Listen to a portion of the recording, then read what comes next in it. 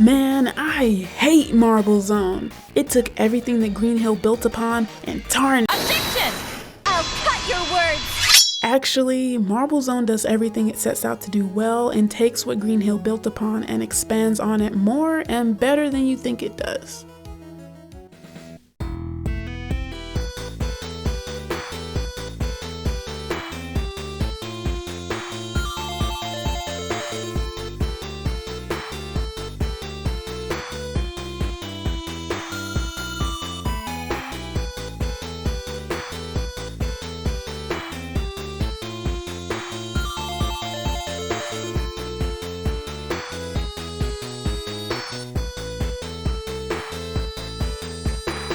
More often than not, when I hear someone talk about Sonic the Hedgehog 1, they either thrash the heck out of Marble Zone or say nothing about it whatsoever.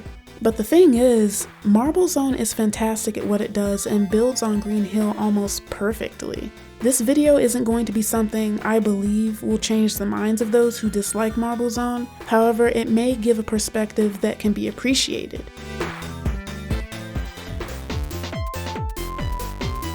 First things first, what exactly does Green Hill do? Well, for starters, it sets out to teach us some main staples of the game.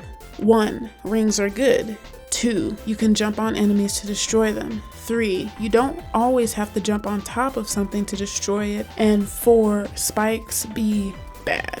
Beyond that, there are some tactics that are more obscure in nature that Green Hill takes time to make us aware of. Those things being, 1. That your curiosity or exploration is rewarded since there are many secrets to find. They try to make sure that you know they exist by planting goodies in trees where you're very likely to smack right into them. 2. The top path seems less dangerous compared to the bottom path, with there being spikes littered throughout the bottom path and rings coupled with goodies and usually less obstacles on the top path. 3. Rings not only act as a way for you to avoid losing a life, but they also act as a guide to show you where to go and as a guide that reveals Sonic's capabilities. In a way, you could say that this is an expansion on how rings are good.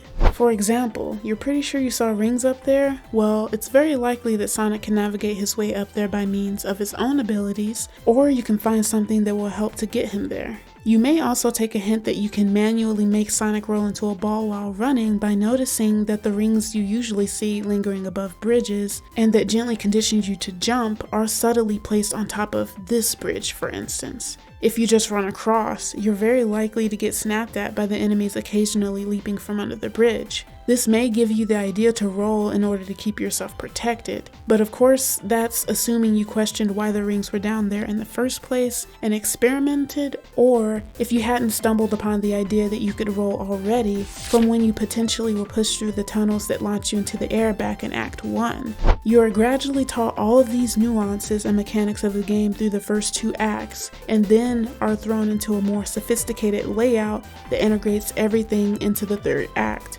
Usually with more danger despite which route you take and a boss, hoping that you can pull everything you've learned together and use that knowledge interchangeably to benefit yourself.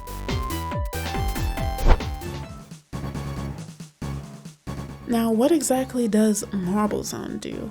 Marble Zone, and even zones after it really, expand upon rewarding the player for their exploration through providing goodies, secret paths, and ways at which you can traverse through a level faster or safer. And of course, they expand upon the basics surrounding rings and hazards, which in turn leads into potentially expanding upon Sonic's moveset if one hadn't learned all there is to learn about his moveset already. Let's forego covering the rewards for exploration for now because most of it is self-explanatory. However, there's something that Marble Zone does that's pretty cool regarding that, and it's something that I'll come back to later. First, let's get into what was expanded upon concerning rings. They do continue to act as a guide here. For example, rings that are placed at the very beginning of Act 1 act as a guide to potentially condition you to jump and match its arc, which will then help you to potentially destroy these 2 enemies here. Not anything super crazy, but I've always personally enjoyed how rings teach you the game. And speaking of enemies, this enemy in particular is one that I want to talk about. As far as getting into hazards are concerned, this one is definitely trying to teach you a few things regarding how it can be destroyed and in turn how Sonic can potentially defeat other enemies. We know that just careening into enemies without jumping or spinning will cause us to lose our rings. However, we noticed something interesting about this enemy. It has spikes on it. We know that spikes be bad. And sure enough, the same conclusion can be made here, as you do lose your rings by jumping on it normally. But we do notice that jumping on its head works potentially from having done it by means of the ring art guide I mentioned earlier, or just from the understanding that its head isn't covered in spikes. If you haven't learned how to roll by now, this enemy increases the chances of you learning how to do so here in Marble Zone.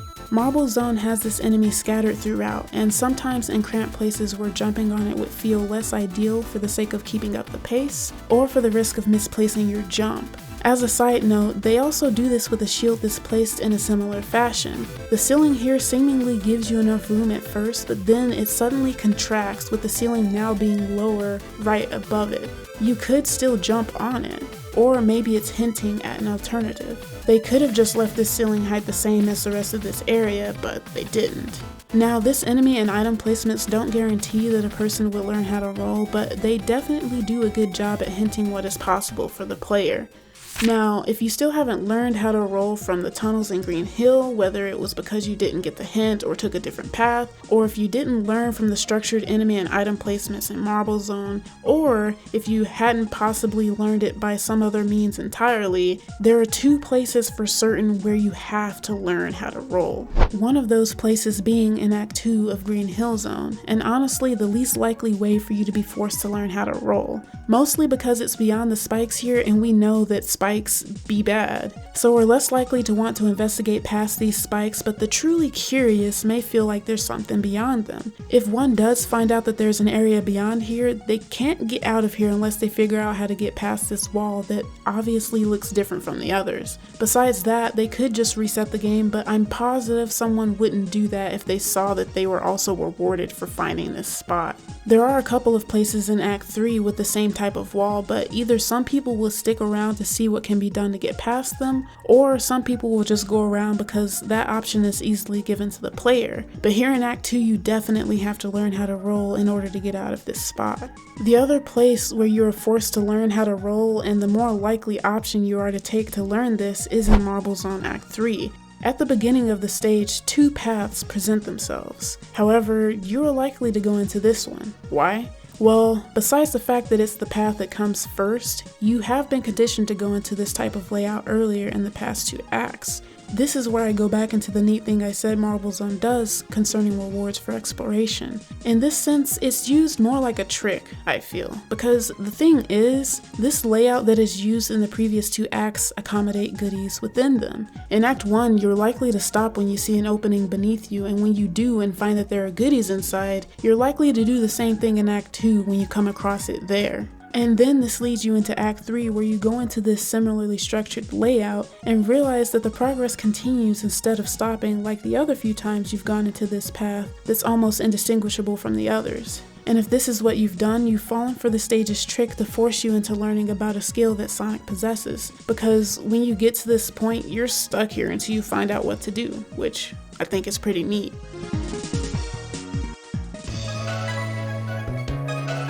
I love how Green Hill and Marble Zone work together, and in a sense, the rest of the game as well. It's all about teaching you how to play and how to equip yourself against upcoming dangers, about introduction and expansion.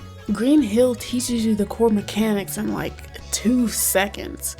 Rings keep you safe, you can jump on enemies, oh, you can jump into enemies. Marble Zone piggybacks off of what Green Hill taught. Oh yeah, I know spikes are bad, so this enemy might hurt me if I jump on them, but the head isn't covered in spikes, so maybe that's okay. But they're on the ground as well, so I can't jump into them, only on them? Or roll into them? Huh. Of course, this introduction and expansion applies to the hidden secrets and goodies as well throughout the entire game. But I suppose the biggest issue people tend to have with Marble Zone is that feeling of, I want to go fast, not being present here. I personally agree and disagree, but for these reasons. I disagree because you can definitely go fast in this stage. There are some sections where you have to wait or go slower, but for the majority of the time, you're not bound to sticking to this stage's scripts. Green Hill set a precedent for everything that comes after it. It taught you how Sonic can pick up speed, but it also taught you that your speed has to be earned if you don't want to be bound by slower scripts or punished for not being careful. And that's what Marble Zone does here. You don't want to wait on this block the whole time to get through? Well, use what you learned about Sonic's speed to get past this whole section without waiting. Though, as a side note, you may miss out on how this section wants to teach you about rising lava that you'll have to know about later in Act 3, which is also taught to you in a safe area, seeing as there's a shield right here before this segment, but anyhow. As for the reason I agree, it's simply for the fact that Marble Zone is different from Green Hill in terms of aesthetic and level design. So of course it's not going to be a copy and paste of Green Hill, so I don't see it as a bad thing that we're not going fast all the time. As much as I love Sonic Advance 2, a lot of what's here feels like copy and paste. It doesn't feel like it's giving you platforming based off of the aesthetic that it's trying to convey to you for the majority of the time. A lot of it is just the same old loop-de-loops.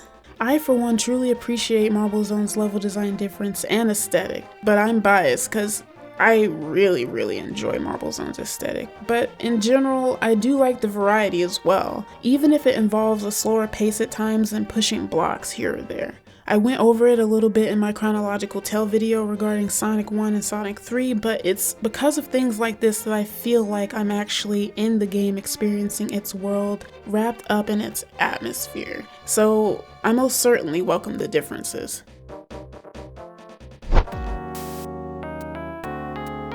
All in all, I truly appreciate Marble Zone. I am biased because I really love its aesthetic, but in general, I really appreciate how it truly expands upon Green Hill. And that goes for the other zones as well. I don't dislike any of the zones in Sonic 1, but I felt this was a fun topic to dive into since I have a passion for Marble Zone, and at times I feel people are a little tough on it. But it's for a reason that I understand. Most of the time nowadays, people experience Marble Zone after having played later games in the series. So they kind of get to Marble Zone and think, I don't want to go slow in a Sonic game. However, the thing is, Sonic 1 in its time was considered to be a platformer with a twist compared to others at the time. It did have an emphasis on the momentum-based physics and how it gave Sonic the potential to do platforming faster and in a suave manner that made it feel rewarding to pull off well. But Sonic had no reputation for only being fast in its time because it was still a platformer at heart. Just one with momentum physics at its base. It wasn't super focused on just going fast. But anyhow, those are just my 2 cents of appreciation towards Marble Zone. Not everyone's going to like it because having different tastes is a thing, which is something I can appreciate because having a variety of perspectives can be nice. Speaking of, what are your thoughts about Marble Zone or Sonic 1 in general? Is there something in Sonic 1 that you have an appreciation for but isn't talked about too much? Also, stick around if you want to see more topics like this. I also dabble in the art of self-challenges as well as just playing games for fun, so take a look and see if you're interested. Besides all of that, don't forget to have a nice day and to take care of yourselves and each other. Bye.